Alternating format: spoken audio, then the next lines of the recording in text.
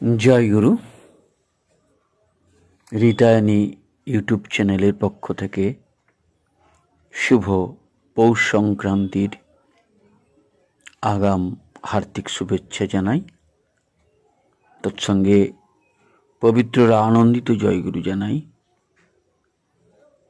আজকে নিবেদন doctor Subhashchandra Sasmal, MA PhD, অধ্যাপক, সাপটাগ্রাম মহাবিদ্যালয়। তাঁর লেখা পূর্ণ প্রেম পূর্ণ পাত্র। আজকের যে নিবেদনটি করব সেটি একটু বিশ্লেষণমূলক। মন দিয়ে শুনবেন, খুব ভালো লাগবে আশা রাখি। আজকের নিবেদন পূর্ণ প্রেম পূর্ণ পাত্র।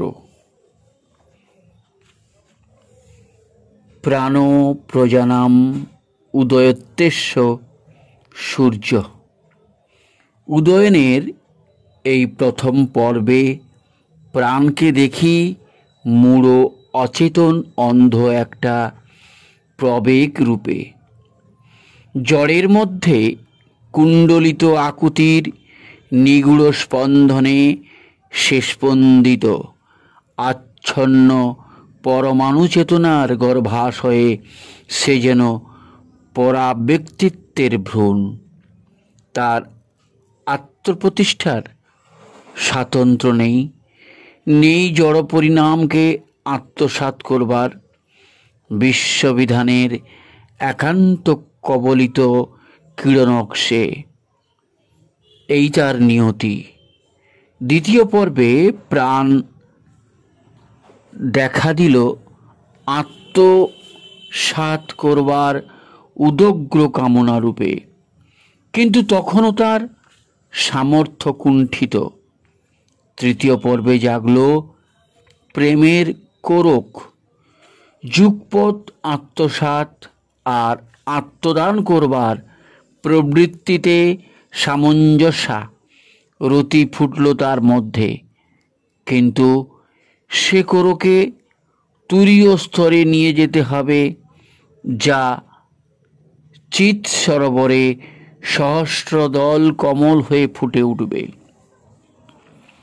যার মধ্যে বিশ্বের মর্মে নিগুড় অনাদি আকুতি নিরঞ্জন সিদ্ধ মহিমায় রূপায়িত হবে।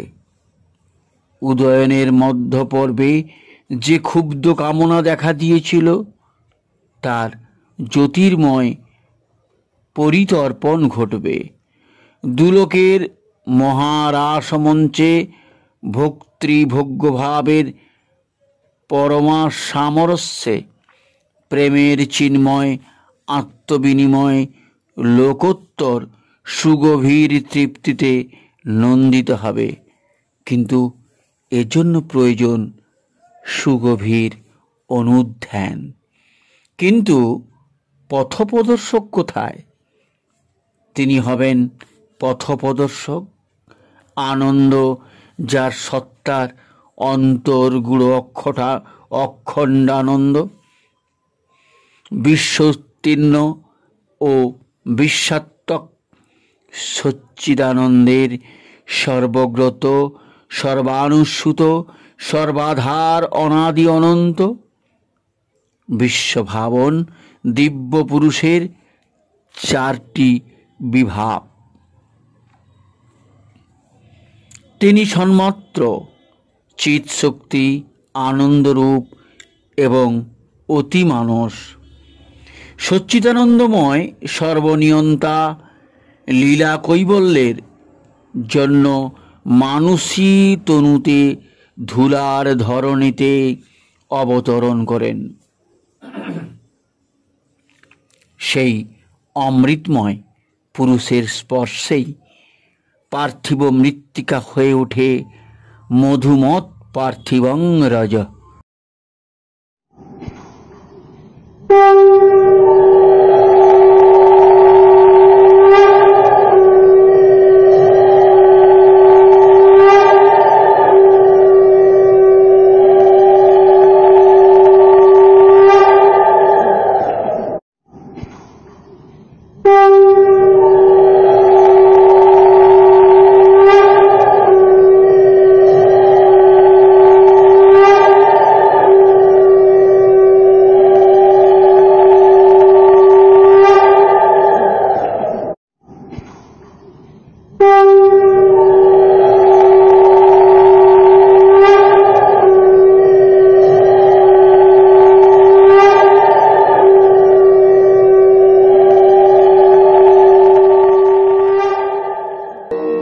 यदा यदा हि धर्मस्य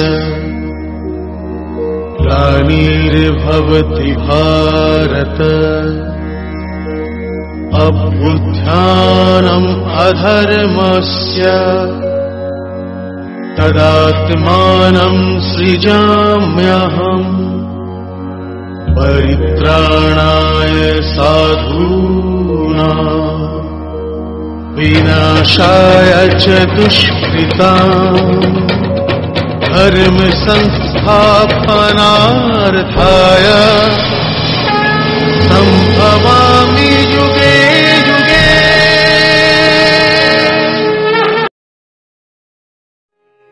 वन्दे पुरुषोत्तमम् वन्दे पुरुषोत्तमम् वन्दे पुरुषोत्तमम्। যুগ প্রয়োজনে যুগোচিত লীলা সংগঠন করেন তিনি। মহাভারত রচনার জন্য রণক্ষেত্রে দাঁড়িয়ে দাপরে তিনি প্রতিশ্রুতি দিয়েছিলেন, সম্ভবামি যুগে যুগে। জীবের প্রতি অপরিমেয় প্রেম নিয়ে তারা অবতরণ করেন। আন্তরিক সাধনায় মানুষ তাকে পায়।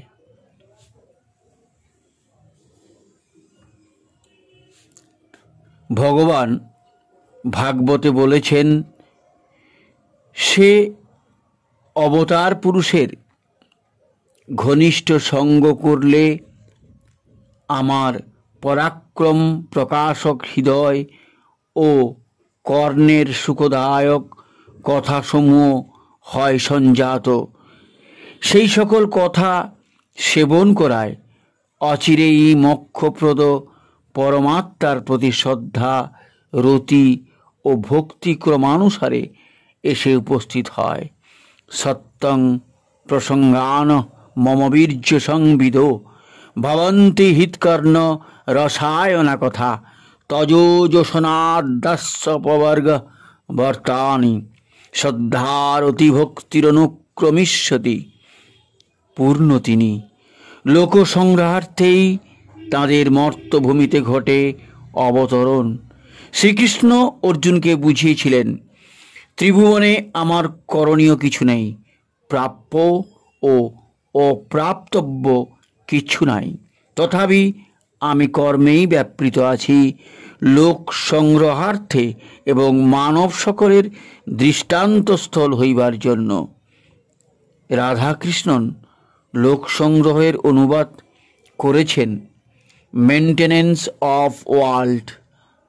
জগদীশচন্দ্র ঘোষের অনুবাদ লোকরক্ষা। আক্ষরিক অর্থেই এই লোকরক্ষার প্রয়োজনে শতবর্ষ পূর্বে পাবনা জেলার হিমায়তপুরে অবতরণ ঘটেছিল এক জ্যোতির্ময় পুরুষের। শ্রী ঠাকুর অনুকূলচন্দ্র হিসাবে তিনি পরিচিত, যাকে বলা যায় পূর্ণ পাত্র, পারফেক্ট অবজেক্ট অফ পারফেক্ট লাভ। প্রকৃত অর্থেই এলোমেলো আমাদের দৈনন্দিন জীবন, নানা রঙা নৈরাজ্যতার, শুদ্ধ অশুদ্ধের কোনো ভেদরেখা নেই সেখানে। কিছুই সেখানে পৌঁছে দেয় না আমাদের মর্মে, কোনো সারাত সারে। সব কিছু বহমান, সব ভাঙা কিংবা নষ্ট, কিছুই আমাদের হাতে তুলে দেয় না কোনো সত্য, কোনো অথেন্টিসিটি। যা কিছু ঝাপসা আর অনিশ্চিত আমাদের জীবনে, তার প্রতি আমাদের অনুরাগ, সত্যের মুখচ্ছবি আমাদের ভয় পাইয়ে দেয়। এই সাধারণ জীবন যে যাপন করছে, সে জানে না নদী কোথায় তাকে নিয়ে চলেছে। এই অনিশ্চয় থেকে মুক্তি আসে যখন, খুলে যায় তখন অস্পষ্ট অনুভবের পোশাক। নগ্ন নির্যাস নিয়ে মন দাঁড়ায় এক উপলব্ধির কাছে। এই দাঁড়ানোই হলো ঈশ্বরের সামনে দাঁড়ানো। এই দাঁড়ানোর জন্যই প্রয়োজন পুরুষোত্তম পুরুষকে। কিন্তু পুরুষোত্তম কে? অবসর দেবতার সমারোহেই পুরুষোত্তমের সৃষ্টি। সহজ মানুষ নবরূপে করেন ধৃতিবৃষ্টি।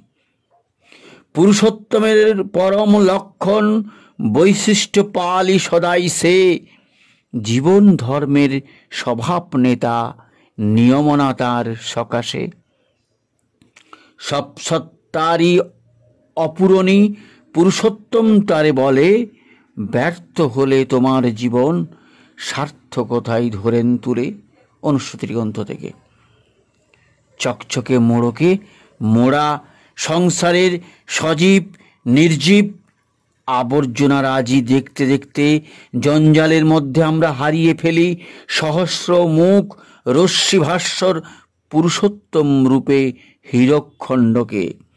তাই যেন আমাদের সবার অন্তর্বাসী কৌস্তুভমণি শ্রী ঠাকুর অনুকূলচন্দ্র আমাদের স্মরণ করিয়ে দিলেন অত্যন্ত অল্প কয়েকটি পংক্তিতে পুরুষোত্তমকে। গূঢ় গভীর তত্ত্ব নয়, একান্ত সহজ ভাষায় অবলীলায় আমাদের অন্তরে পৌঁছে দিলেন। অভিধান খুঁজতে হবে না, দুর্হতম শব্দের অর্থ বুঝে নিতে প্রজ্ঞা যেন সাবলীল ভঙ্গিতে নেমে এসেছে আমাদের হৃদয় দ্বারে।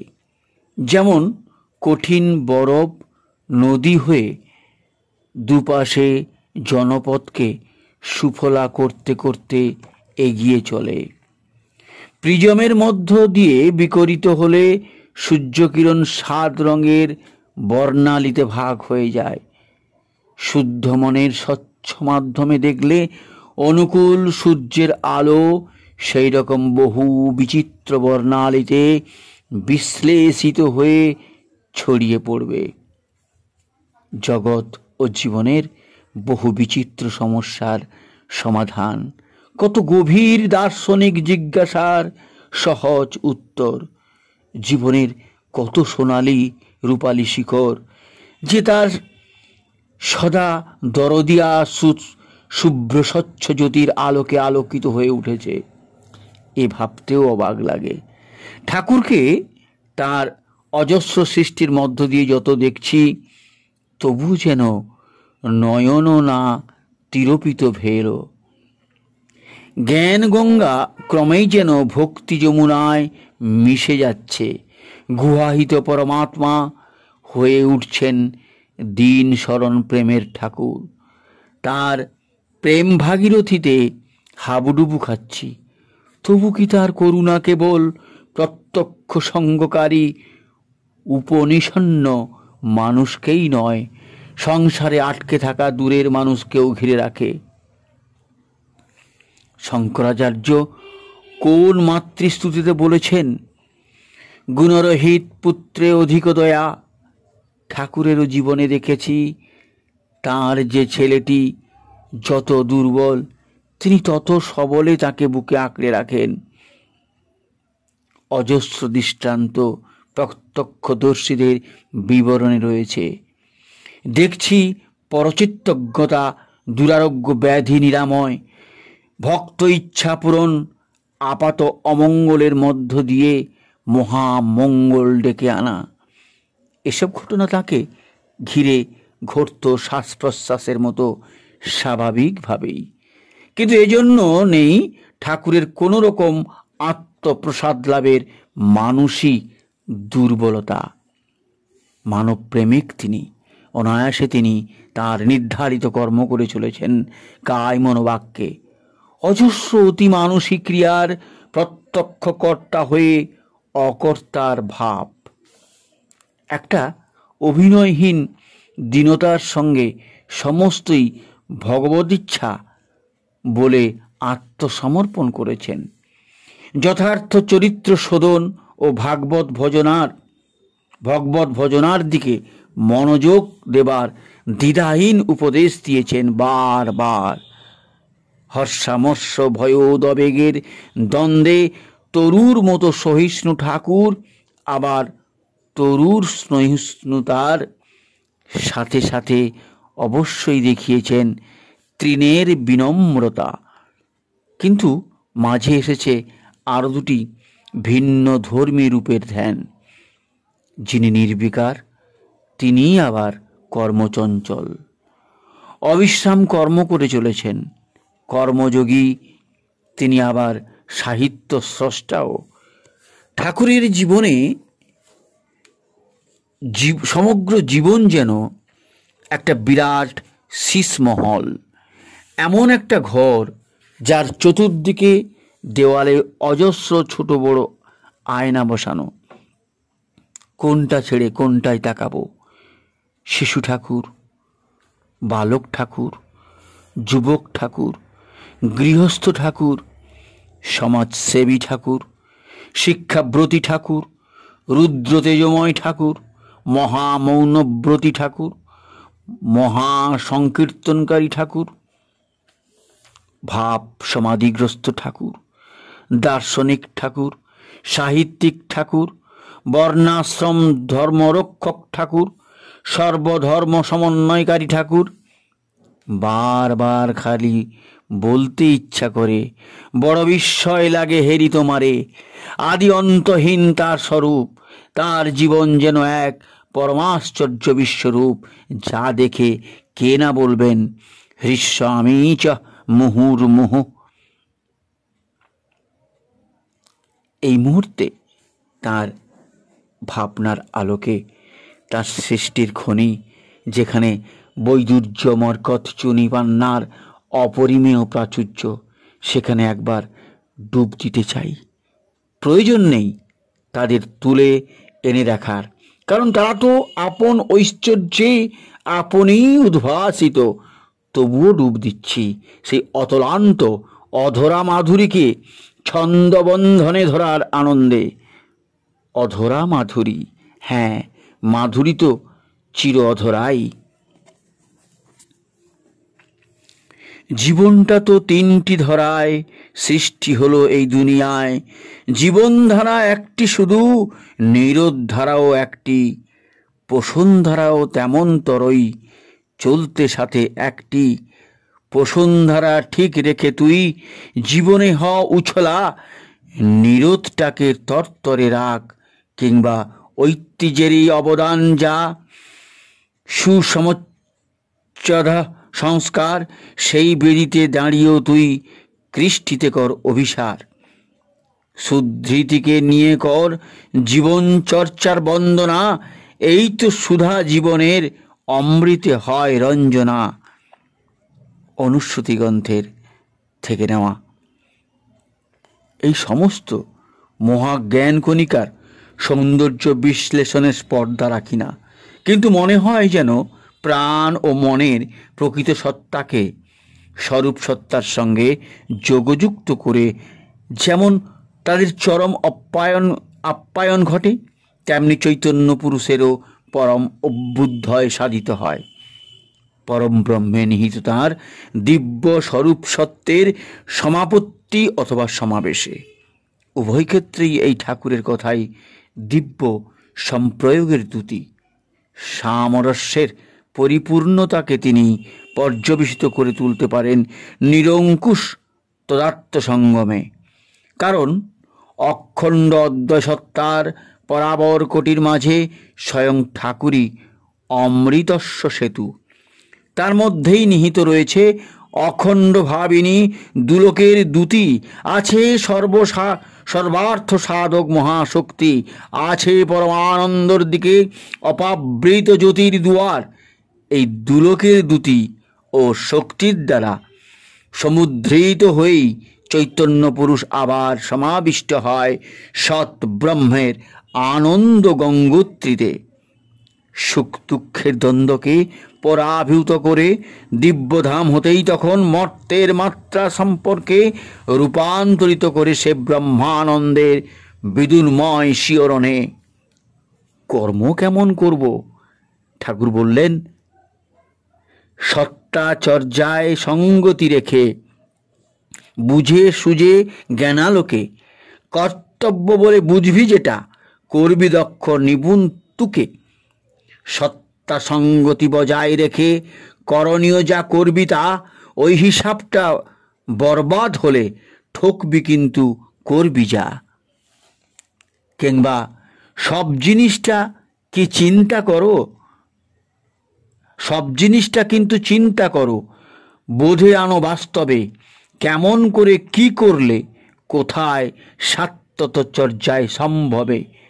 দূরদৃষ্টির ঝলক দিয়ে সপর্যায়ে দেখে নিও, করা যদি ভালোই হয় তা বিহিতভাবে করে যেও।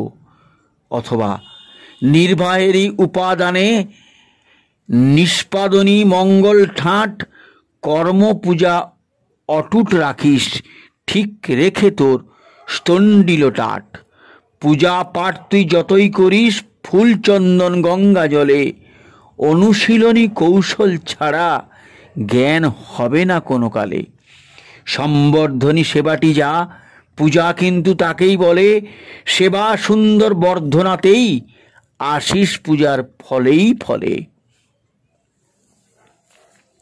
ব্যাখ্যাতীত এই সমস্ত পংক্তি মনে আনে আত্মার বিশ্বাত্মক ও বিশ্বোত্তীর্ণ মহিমার পূর্ণ প্রতিষ্ঠার জন্য চাই একটা চিন্ময় রূপান্তর।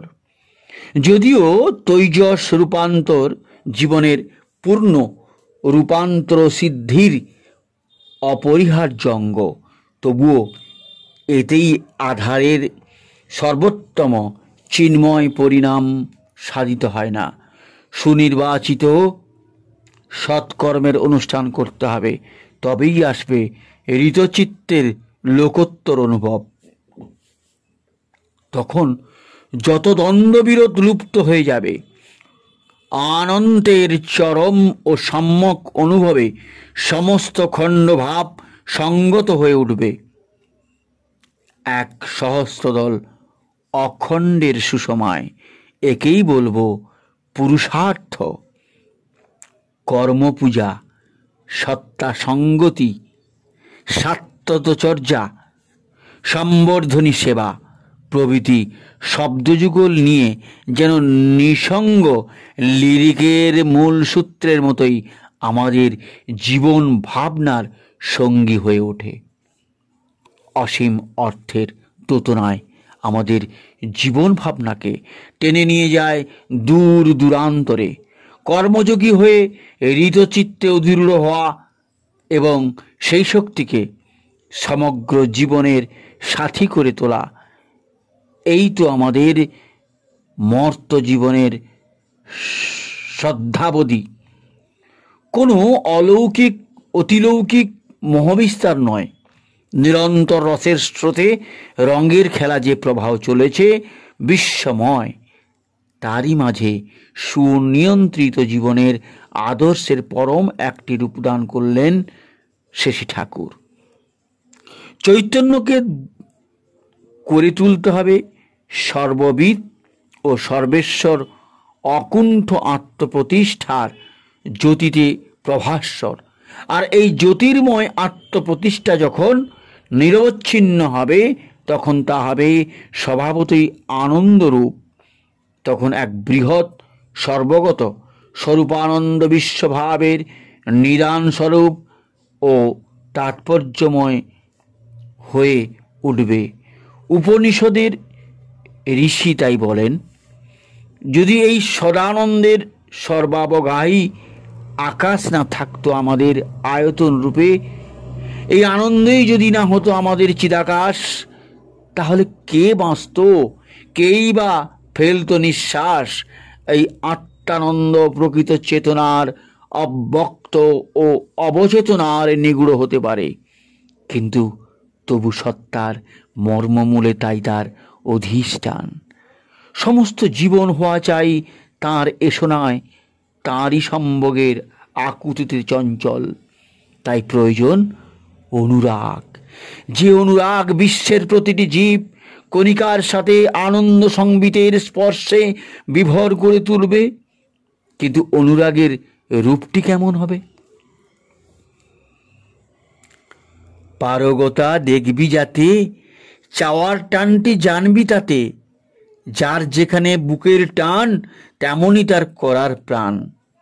টান চাহিদার যেমনি চড়া, সন্ধিৎসা তেমনি তেমনি করা। ভর দুনিয়ায় যেই যা করুক, ঠিক জানিস তুই থোক। সব করারই মূলে আছে প্রিয় উপভোগ। সম্বেক আর লাগোয়া ঝোঁকের যেথায় যেমন আধিক্য, কর্মপটুতা দক্ষতারও সেথায় তেমনি ঐক্য।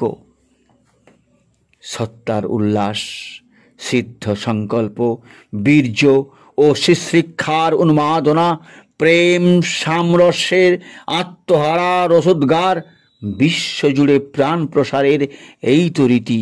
কেননা বিশ্বসত্তার মর্মমূলে তার অনালোকিত তুঙ্গ শিখরে কাঁপছে এই আনন্দ বেদনার মুগ্ধ শিহরণ।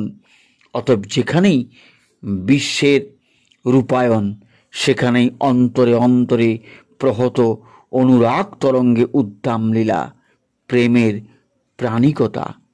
শ্রী ঠাকুর সে অনুরাগেরই স্বরূপ নির্ণয় করে অন্তহীন সম্ভূতির অব্যকৃতিকে বিশিষ্ট সম্বন্ধে ব্যাকৃত করে তুললেন। বীজ ভাবে ফুটিয়ে তুলে ফলিত পরিণামী করলেন। বিশ্ববিধানের অন্তরে প্রবাহিত ভাবপুঞ্জকে, বিপুল ছন্দসমূহকে লীলায়িত করে তুললেন। অনন্ত অমৃত কবি আমাদের সামনেও পরিবেশন করলেন অমৃতধারা। সৎপুরুষ না থাকলে শুধু সত্তার কোনো অর্থ হয় না। সচেতন কেউ না থাকলে চেতনায় দাঁড়াবার ঠাঁই থাকে না। ভোক্তা ছাড়া আনন্দ নিরর্থক ও নিষ্প্রমাণ।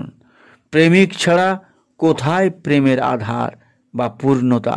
সর্বশক্তিমানের আশ্রয় না পেলে সর্বশক্তিও যে বান্ধা। তাই শ্রী ঠাকুর স্মরণ করিয়ে দিয়েছেন তার অমৃত নিঃসন্ধি কথায়, সৎ ও শ্রেষ্ঠ আশ্রয় যার, উন্নতি হয় অবাত্তার। সর্বস্বার্থের সমাধান জানিস ইষ্ট প্রতিষ্ঠান। ইষ্ট স্বার্থী বৃত্তি টানে যেমনই লোক উচ্চ প্রাণ, আদর্শহীন অবিবেকী বহু গুণেও হয় সে মেকি। শ্রেষ্ঠে রেখে তোর আনতি, বাড়িয়ে চলিস চলার গতি। এটাই কিন্তু সোজা পথ জাহান্নাম যেতে। আদর্শতে কৃতজ্ঞতা ভুল নাই কয়েতে। পুরুষ বলতেই আমরা বুঝি চেতন বিগ্রহ। এই চেতন বিগ্রহকে হৃদয়ে রাখতে হবে। তিনিই তো পরম গুরু। জড়ের চাইতে মন বড়, মনের চাইতে বড় জীব চেতনা, আর সবার চাইতে বড় চিদ্বস্তু।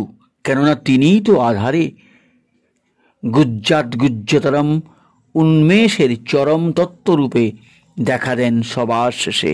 আবার সেই চিদ্বস্তুই পুরুষ, সর্বানুসূত বিরাট চিন্ময় পুরুষ। আমাদের হৃদয় সন্নিবিষ্ট বিশ্বলীলা স্বরূপে আবিষ্ট থেকেও দিব্য পুরুষ অধ্যক্ষ রূপে আছেন। প্রতিটি জীবের কল্যাণ কামনায় দৃষ্টি তাঁর সদা জাগ্রত। অতন্দ্র প্রহরী তিনি সর্বজীবের কল্যাণে। এ না হলে তিনি কেমন করে বলেন? অর্থাৎ শ্রী ঠাকুর বলছেন, কাউকে ঘৃণা করিস যদি, চল এখনই চল, সেবায় সুষ্ঠু করে তাকে ভাগ্য কর সফল। আপদ বিপদ দেখলে কারো, না ডাকতেই যাস সেথায়। যত পারিস তেমনি করিস, যাতে বিপদ কেটেই যায়। নিজের স্বার্থ বড় করে অপরের হীন ভাববি না। আবেদনী সুরটি ছেড়ে চাপান কথা বলবি না। যেটুকু পারিস অভাবীকে দিতে নারাজ থাকিস না কো। কেউ তোমারে দিলে কিছু, তাকেও দিতে নজর রাখো। ইষ্ট স্বার্থ অপলাপে পরাক্রমে চেজিয়ে তুলিস। আপোষ রফায় যাসনে সেথায়, ইষ্ট নীতি জোরেই ধরিস। এমনতর চলনা যদি রাখতে পারিস নিত্যদিন, দুনিয়ায় মাথা উঁচুই রবে, হতে হবে না কভুই হীন। যাকে দিব্য পুরুষ, পরম পুরুষ ও বিরাট পুরুষ বলি, তাতেই আমাদের স্বস্তি ও স্থিতি। তিনিই আসেন আমাদের হৃদয় দ্বারে আমাদের জীবনের যা কিছু অপূর্ণতা, যা কিছু অভাব, তাকে পূরণ করতে বড় সুন্দর বলেছেন শ্রী ঠাকুর। কি বলছেন? ইষ্ট গুরু লোক সারথি নয় দুরিতকারী, পূরণ পুরুষ দয়াল ঠাকুর সৎ অশনি ধরি। সবার পূরণ করেন যিনি, তাঁরই মুখে বিধির বাণী। যুগ প্রয়োজনে তিনি অবতরণ করেন, কারণ যুগের বাঁচা বাড়ার মূলে গ্লানি যেথায় দেখতে পান। পূরণ পুরুষ সে সবগুলি বদলে আনেন অভ্যুত্থান। পুরুষোত্তমী রাজা প্রজা জীবন যশের খেই, জন্মগত গুরু আচার্য ঋত্বিক অধৈর্যও সেই। যাজক পূজক শিষ্য তিনি, গরিব ধনী একই জন। হৃদয় জোড়া সৃষ্টি ছাড়া সৎ অসতের বিস্ময়ন। পুরুষোত্তম যে সর্ববিদ, আর সর্ববিদ বলেই তার জ্ঞানময় তপঃশক্তি সেই অন্তর্গূঢ় সত্যের প্রেরিত ফুটিয়ে তুলেছে বিশ্বের সকল বস্তুর গুহাহিত তাৎপর্য। তাদের নিয়তি ও সম্ভাব্যতা, তাদের অনতিবর্তনীয় আত্মস্বভাবের প্রবর্তনা। তিনি বিশ্বাত্মক অথচ বিশ্বোত্তীর্ণ। তিনি শাশ্বত, অনন্ত, অনিবার্য, অনির্বাচ্য, তুর্যাজিত দিব্য পুরুষ। শিল্পী, চিত্রকর বা স্থপতি যেমন মনশ্চক্ষে এক নজরে দেখে নেন তার সংকল্পিত সৃষ্টির পুঙ্খানুপুঙ্খ পরিকল্পনা, যাকে বলতে পারি কালের ধ্রুবাস্থিতি বা সর্বসমাহারী যৌগপদ্য, ঠিক তেমনি পুরুষোত্তম ঠাকুরও যেন দেখছেন তাঁর সৃষ্টিকে। তাঁর সামনে ভাসছে কালাতীতের অপ্রচ্যুত মহিমা হতে কালস্পন্দের উদয়ন। তার সবটুকু কাঁপন তার অবিচল অথচ নিত্য চঞ্চল লক্ষণের উদার আলিঙ্গনে বাঁধা পড়ছে। ক্ষণভঙ্গের চকিত স্ফুরণে ও জ্বলে উঠছে তার শাশ্বত দৃষ্টির বৈদ্যুতি। শান্ত চেতনা তার পায়ে পড়েছে ক্ষণিক, শান্ত চেতনা তার পায়ে পড়েছে ক্ষণিক। প্রত্যয়ের শিকল, প্রত্যেকটি বাণীতে এক পরমার্থ সতের সহচরিত বিভাবসমূহ অন্তহীন বৈচিত্র্যের লীলায় ছড়িয়ে দিচ্ছে রূপে রূপে। ঠাকুর বলছেন, হিংসাদেশী বৃত্তিবিধুর পালন পূরণ মিলন হারা, চতুর চালে ধর্মনীতির সমর্থনে দিয়ে কারা। ভর দুনিয়ার প্রেরিতদের কারো ভক্তি আছিলায়, অন্য প্রেরিত নীতির দলন করতে যদি কেহ ধায়। তারেই নিছক কাফের জানিস, ধর্মদ্রোহের কারণ সেই।